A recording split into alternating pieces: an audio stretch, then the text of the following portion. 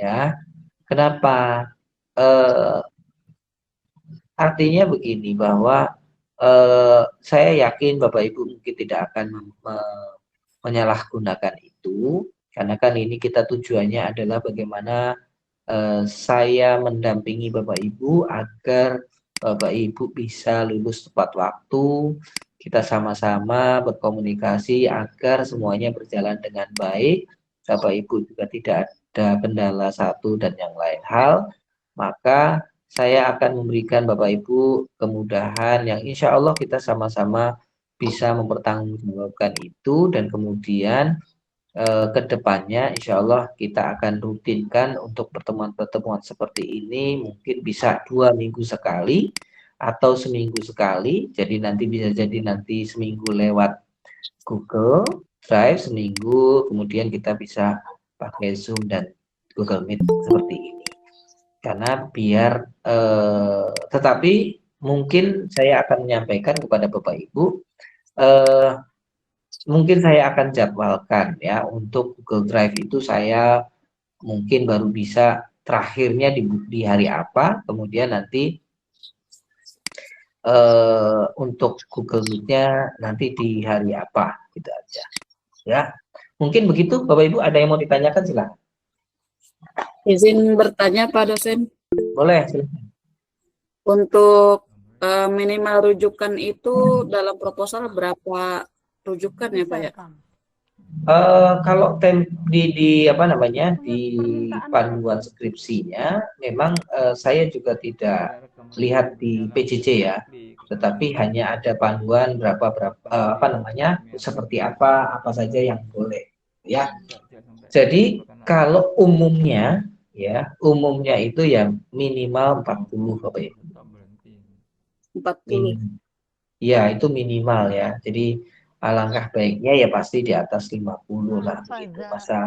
Karena jurnal saja itu di range 25 sampai 30. Masa skripsi yang tebelnya 100 halaman cuman 40-an gitu. Ya, kalau boleh ya boleh-boleh saja, tetapi pasti nanti banyak apa?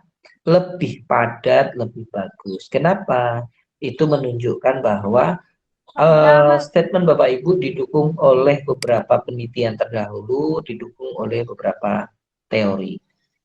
Kalau di beberapa kampus itu bahkan mensyaratkan ketika nanti di diskusi, di bagian diskusi, itu setiap paragraf itu minimal didukung oleh minimal 2 rujukan. Satu paragraf, bayangkan saja. Ada berapa paragraf kalau bicara teori ya, teori. Nanti kan pasti Bapak Ibu kan di teori yang paling banyak rujukan itu di bab 2 sama di discussion-nya. Kalau itu dipisah. Kalau nggak dipisah ya berarti di finding-nya gitu. Gitu. Bapak mau bertanya, izin bertanya Bapak.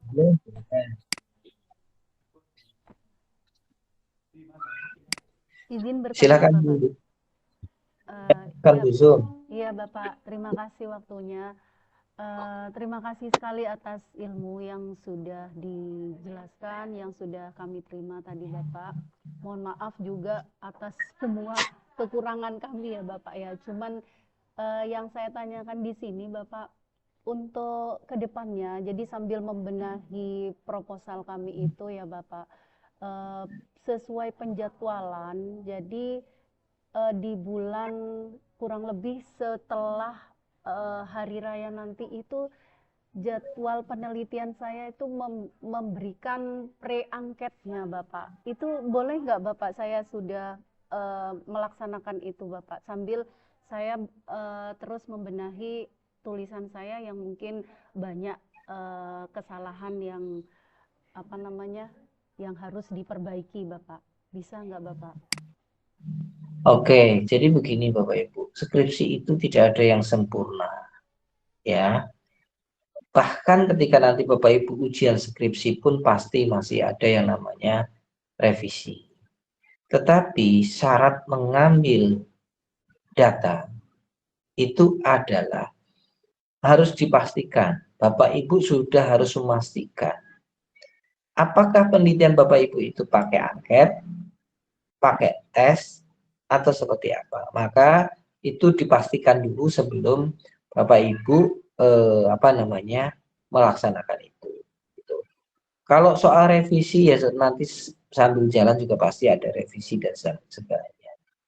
Tetapi yang saya sarankan adalah pastikan dulu gitu ya, ada benang merahnya dari judul, rumusan masalah, tujuan, kemudian teknik pengambilan datanya, analisisnya, itu coba nanti dicek kembali atau mungkin bisa juga memanfaatkan teknologi untuk meminta ngecek gitu ya.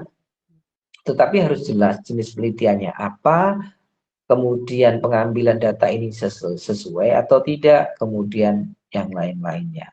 Termasuk ketika pakai angket, berarti kan harus ada skalanya punya siapa dan sebagainya.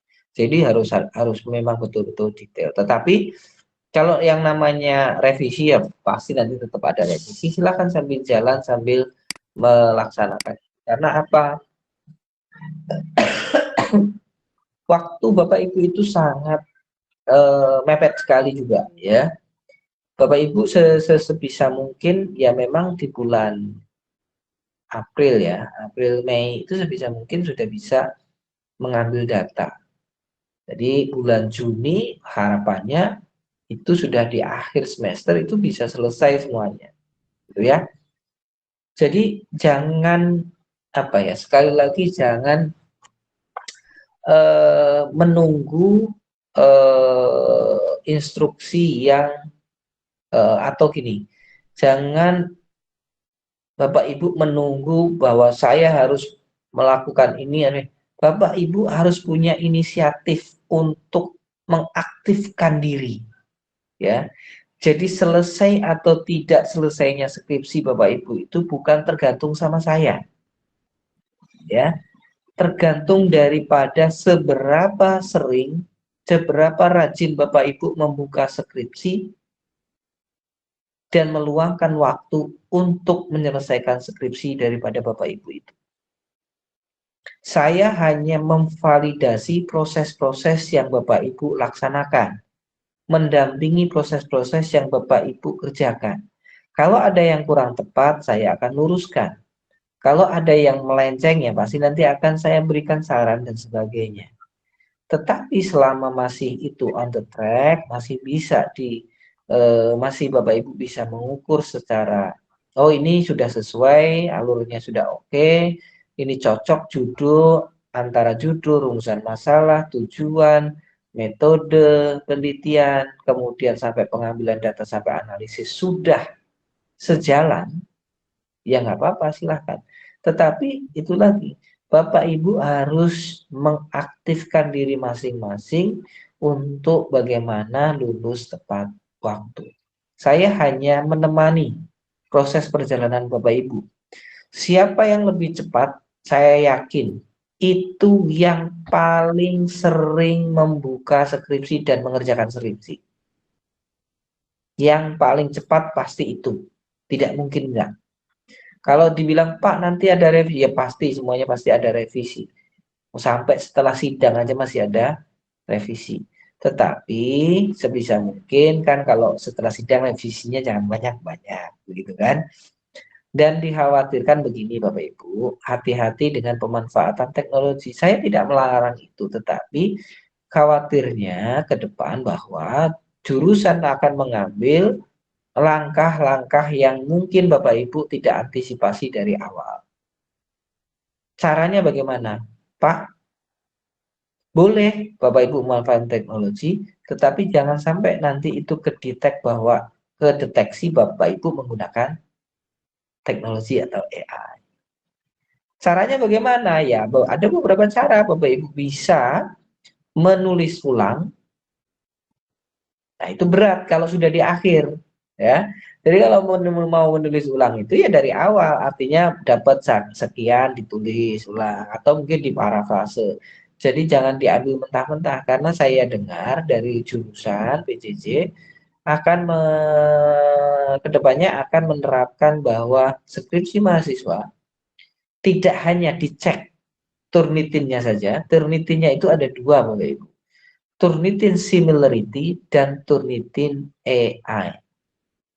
Nah, kalau Turnitin AI itu agak sulit, Bapak Ibu, untuk menghindari itu kalau tidak dari sedikit demi sedikit Bapak Ibu bisa memparafrase atau bahkan menulis ulang.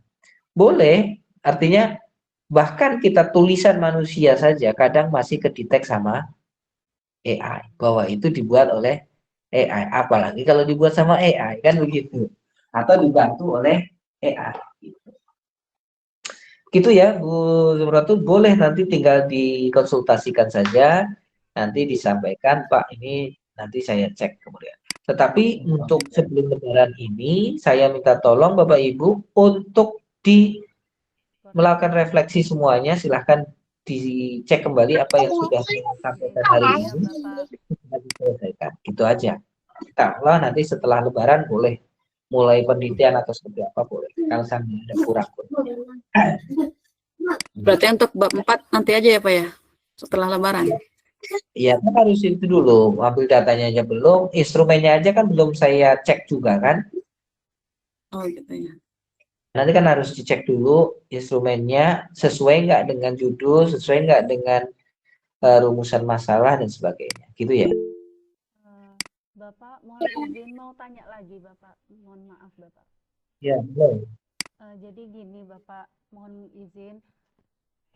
Kemarin yang gelombang 1 kita pengajuan itu kan memang kita belum apa-apa, Bapak.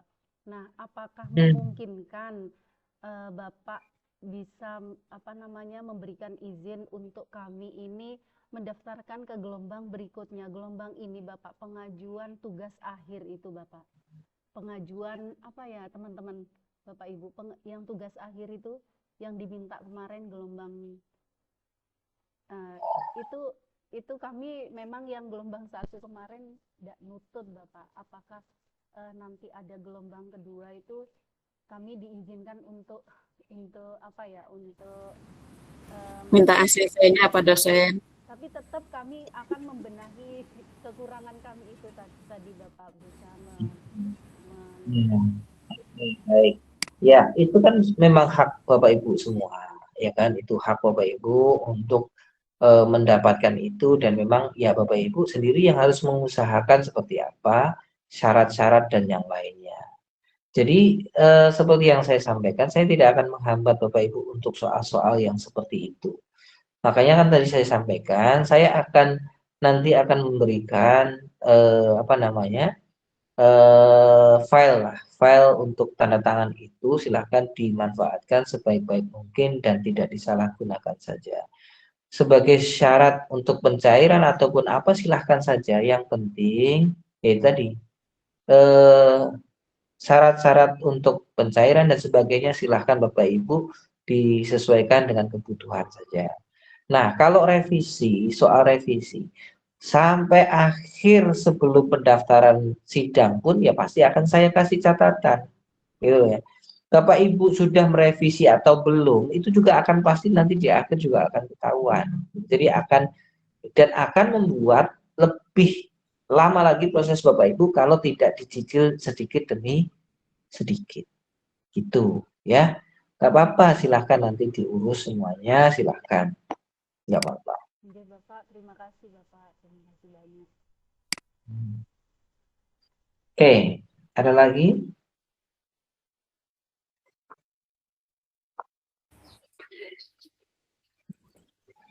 Saya ingin menanyakan kembali Pak dosen. Kan saya di bagian kajian teori itu ada bahasa dengan rujukan harus banyak. Itu kita apakah harus nambah materi atau gimana Pak? Yang dimaksud, jadi gini Bapak Ibu, kalau mau mudah caranya adalah begini. Boleh nggak? Ya tadi Bapak Ibu bisa memanfaatkan teknologi. Contoh begini, Bapak Ibu judulnya apa, kemudian bisa ditanyakan di situ outline untuk kajian teori judul ini apa saja. Nah, nanti di situ akan muncul outline yang harus ditampilkan, harus dibahas di bab kajian teori itu apa saja. Contoh, kalau Bapak Ibu bicara tentang media digital dan sebagainya. Nah, dan juga kalau Bapak Ibu media digital harus spesifik, media digitalnya apa. Jangan terlalu luas juga. Itu harus dibatasi. Maka di batasan masalah harus dimunculkan media digitalnya apa. Kayak gitu. Nah, kalau soal rujukan harus banyak itu begini. Contoh Bapak Ibu membahas tentang pengertian media digital, tapi tidak ada rujukannya. Nah, itu kata-katanya siapa? Kan harus ada teori tentang media digital itu apa. Nah, dalam satu topik, subtopik atau subjudul mengenai media digital, paling tidak ya ada 3 minimal. Kutipan dari si A, si B, si C yang membahas tentang pengertian media digital. Jenis-jenis media digital ya jangan cuma dari satu orang. Jenis-jenis media digital bisa jadi dari si A, si B, si C, nggak apa-apa. Gitu loh. Nah, nanti di akhir dikasih kesimpulan. Pada penelitian ini, media digital yang dimaksud adalah media digital yang ini. Kenapa? Karena ini. Jadi begitu. Jadi rujukan itu harus banyak itu ya. Jangan cuma satu subtopik pembahasan, masa rujukannya cuma satu kayak gitu. Ya, maksudnya begitu ya, Bu Alwi ya. Oh, iya Pak. Belum sempat direvisi lagi Pak. Kemarin masih sibuk yang lain dulu. Iya, jadi memang begitulah. Kita juga pernah merasakan jadi mahasiswa ya, kita tahu. Tetapi ketika Bapak Ibu menunda ya berarti Bapak Ibu nanti juga akan menunda kelulusannya masing-masing. Jadi itu juga yang harus menjadi refleksi Bapak Ibu. Jadi semakin ditunda itu semakin numpuk Bapak Ibu. Percaya sama saya. Maka siapa yang mau lulus cepat ya pasti dia yang paling rajin. Jadi bukan jadi yang paling bagus itu ya yang cepat selesai. Yang cepat selesai itulah yang dinamakan. Apakah yang cepat selesai itu yang terbaik? Belum tentu. Tetapi dia sudah sampai tahap selesai itu sudah menunjukkan bahwa dia ya memang sudah menyelesaikan tahapan-tahapan itu. Soal baik, sempurna atau tidak sempurna ya namanya penelitian itu tidak ada yang sempurna. Pasti ada kelemahan-kelemahannya. Apa kelemahannya? Ya nggak mungkin peneliti itu mencakup semua atau membahas tentang semua hal kan nggak mungkin. Ya itu salah satunya begitu. Mungkin bisa jadi partisipannya nggak mungkin 100 orang. Kan itu juga kelemahan-kelemahan yang muncul begitu ya. Jadi itu yang perlu Bapak Ibu. Silakan, apalagi?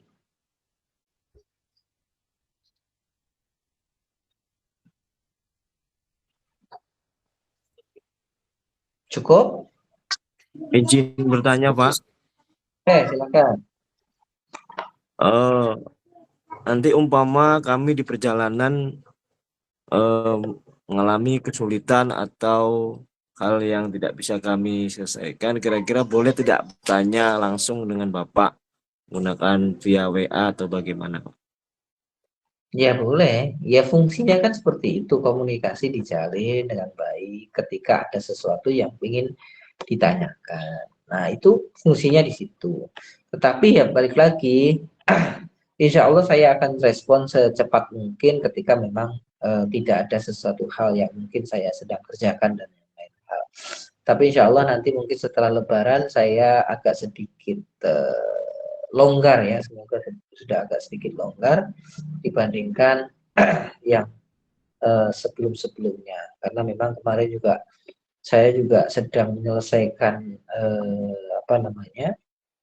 disertasi saya dan alhamdulillah sudah selesai, jadi mungkin insya Allah juga nggak terlalu ini lagi. Nah makanya ada grup itu kan kita buat untuk menjalin komunikasi biar tidak tercerai-berai satu-satu begitu kan. Jadi kalau ada grup itu kan enak, nanti tinggal saya sampaikan, oke Bapak Ibu silakan cek Google Drive, ada revisi dan sebagainya. Nah tapi ya satu lagi Bapak Ibu, di file drive itu tolong kalau yang sudah revisi itu tinggal dibunyikan saja. Revisi ke-1, kedua, ketiga, keempat. Tapi jangan dihapus yang sebelumnya. Ya. Terus kemudian eh, kan kalau ada note dari saya, ada catatan dari saya, ya itu nggak apa-apa. Tapi nanti jadi Bapak Ibu kalau saya menambahkan note lagi, Bapak Ibu akan mana ini yang tambahannya kan begitu. Jadi ketika memasukkan ini ya sudah dihilangkan saja, note-nya dihilangkan saja atau mungkin dihapus saja ketika mengirim revisinya. Tapi tolong dikasih tulisan revisi. Langsung saja mungkin revisi 1 huruf ya atau siapalah gitu. Jadi tinggal tapi harus ada bunyi revisi 1, 2, 3, 4. Jadi nanti saya tinggal ngecek yang revisi sesuai nomornya gitu ya. Ya, yang belum ada, tolong nanti teman-teman dibantu untuk masuk ke Google Drive agar membuat folder namanya masing-masing. Pak Rahmatullah, mangga kalau mau bertanya, mumpung ada Pak dosennya. Ya, Pak Rahmatullah mana ini? Belum kelihatan yang mana ini. Pak, mohon maaf. Mohon maaf, kan saya sudah menyicil cuma menunggu panggilan saja, Pak. Nanti pertama saya konsultasi dulu deh, Pak Bang. Ya, jadi begini ya, Bapak Ibu semuanya. Hari ini saya minta Bapak Ibu sudah mulai merefleksi lagi, dibuka lagi skripsinya. Apa yang saya sampaikan tadi di awal-awal silahkan dicek. Ya. Nah, kalau Bapak Ibu sudah melihat catatan saya, nah apa namanya yang tadi saya sampaikan bisa mulai nanti dijadikan bahan untuk revisi dulu, kemudian nanti tinggal nanti sambil Bapak Ibu mengurus administrasi yang lain, silahkan nanti insya Allah hari ini mungkin kalau memang ini ya nanti saya kirim karena laptop saya mati, lupa bawa charger juga.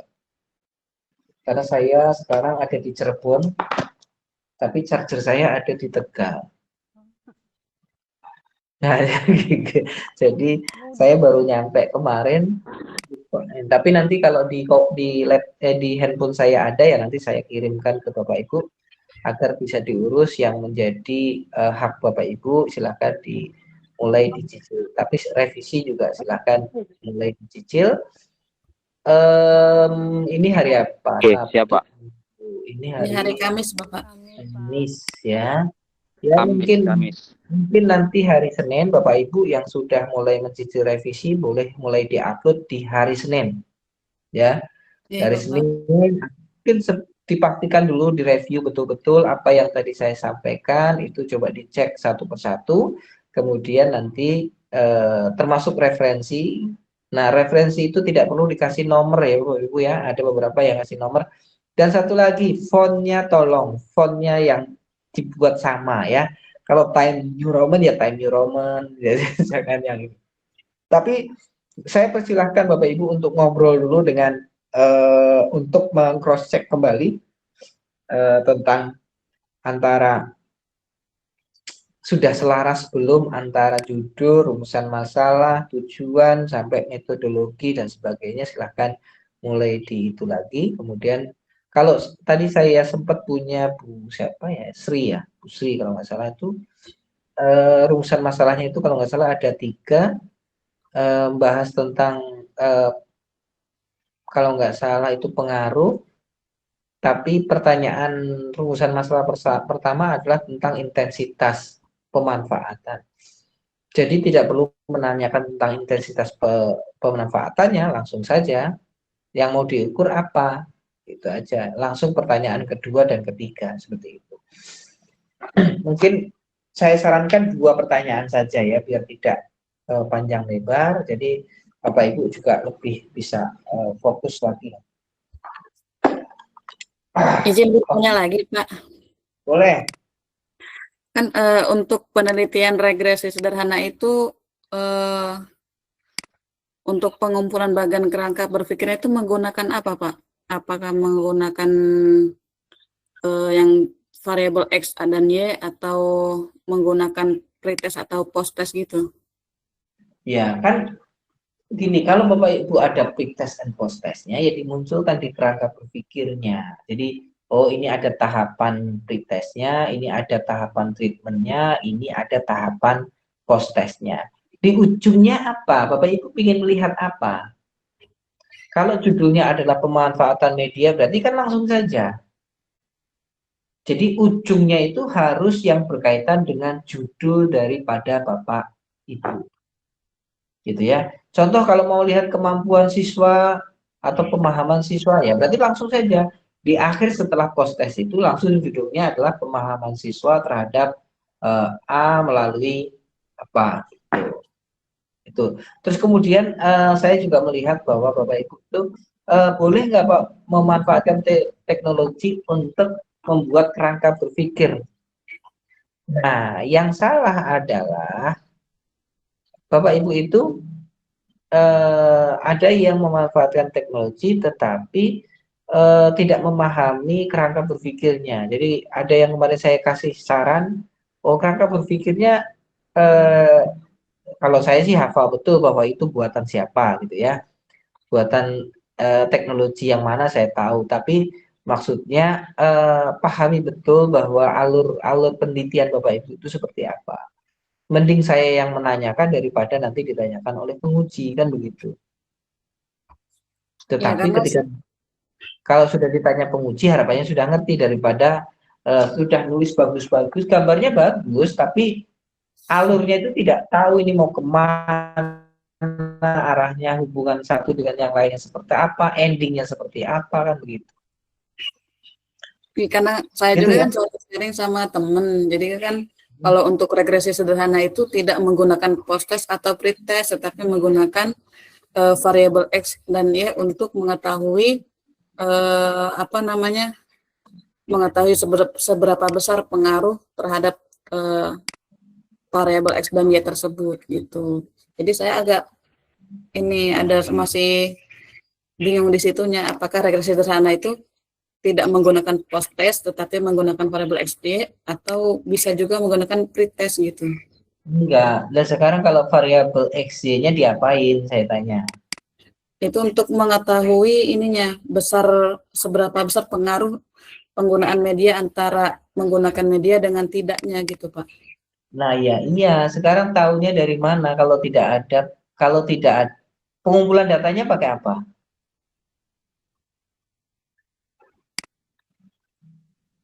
Oh, untuk pengumpulan datanya gitu ya. Berarti menggunakan pre-test juga bisa ya? Enggak, saya tanya dulu pengumpulan datanya pakai apa? Kalau yang saya jawab pertama itu kan saya memang menggunakan post-test dan pre-test, Pak. Nah, pretest itu buat apa? Pre-test itu untuk mengetahui seberapa besar dia memahami materi tersebut. Kalau post-test? Kalau post-test berarti setelah mendapatkan dia materi tersebut, apakah mendapatkan nilainya lebih dari sebelumnya gitu. Nah, ya itu. Kan pretest itu kan untuk melihat kemampuan awalnya seperti apa. Post-test itu kan untuk melihat kemampuan akhirnya seperti apa.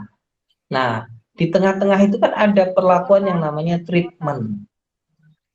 Ada yang namanya perlakuan treatment. Treatment itu apa ya? Berarti treatment itu adalah ya Bapak Ibu melaksanakan penelitian atau pengajaran menggunakan pemanfaatan itu.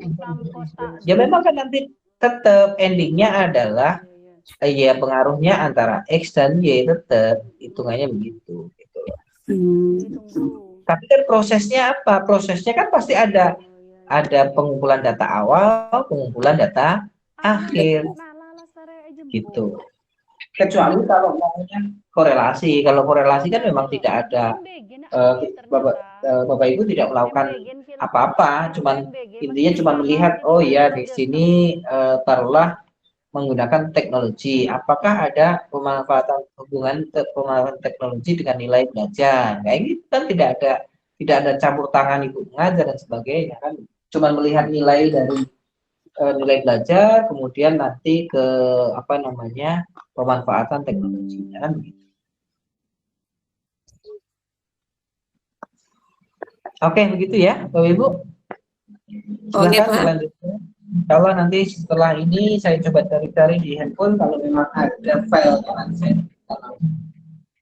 Kalau enggak berarti hari ini saya belum pulang ke paling besok, kalaupun paling lambat besok silahkan diingatkan kembali kalau memang belum saya kirim untuk file tanda tangannya. Begitu ya?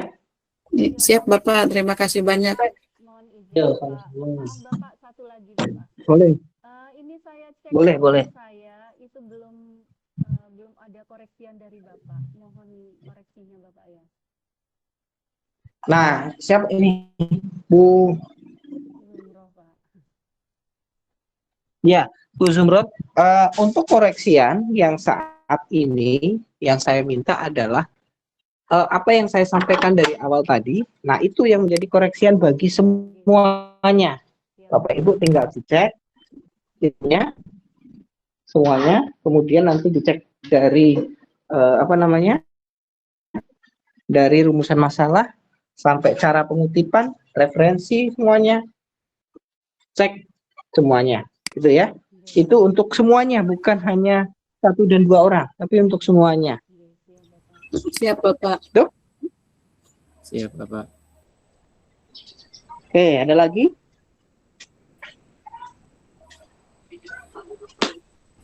Dari saya cukup itu dulu Bapak. Insya Allah saya pelajari lagi. Ya, oke.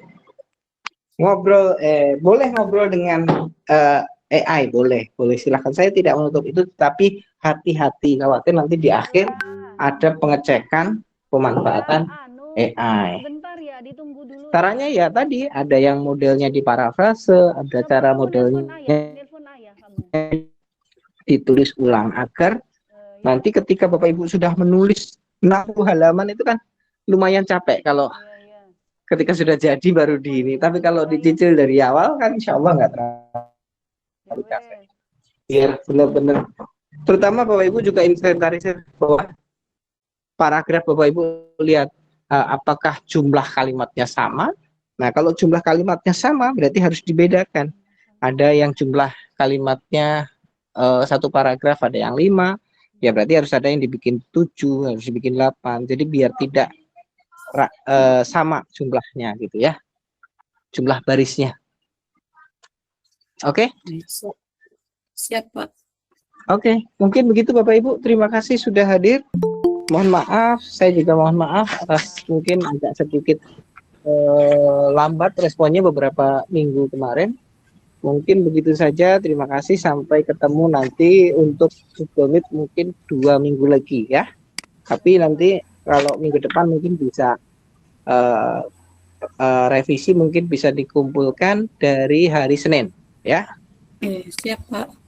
Oke, terima kasih semuanya. Assalamualaikum warahmatullahi wabarakatuh. Waalaikumsalam warahmatullahi wabarakatuh. Terima kasih Pak dosen. Terima kasih Pak dosen. Sama-sama. Terima kasih banyak Bapak.